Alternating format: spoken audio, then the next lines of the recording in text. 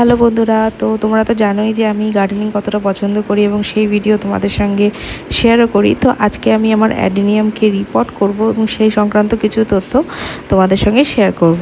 তো আমি যখন এই অ্যাডেনিয়ামটা লাগিয়েছিলাম তখন আমি অতটা না জানার কারণে বালুমাটি আর সারের সঙ্গেই এই অ্যাডেনিয়ামটা লাগিয়েছিলাম। বাট আজকে কি দিয়ে রিপোর্ট করছি সেটাই তোমাদের দেখাবো। এখানে দেখো কি সুন্দর ছোট ছোট অ্যাডেনিয়ামের চারা গাছ বেরিয়েছে। এটা কিন্তু আমি এই মাদার প্ল্যান্ট যে অ্যাডেনিয়ামটা রয়েছে এটা থেকেই বের করেছি। তো আমি এখন অ্যাডেনিয়ামকে রিপোর্ট করতে ইউজ করছি মোটা দানার বালি, সিন্ডার, কাঠকয়লা, ভার্মি কম্পোস্ট, কোকোপিট বা রাইস হাস্ক। এখানে আমি নিয়েছি টেরাকোটা পট। প্লাস্টিক পটকে যতটা সম্ভব অ্যাভয়েড করাই ভালো।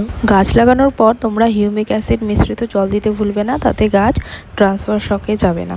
যাই হোক, তোমাদের যদি আমার ভিডিও ভালো লেগে থাকে তো আমার চ্যানেলটিকে সাবস্ক্রাইব করে নিও আর আমার ভিডিওকে লাইক শেয়ার করতে ভুলো না, আর অবশ্যই কমেন্ট করতে ভুলো না।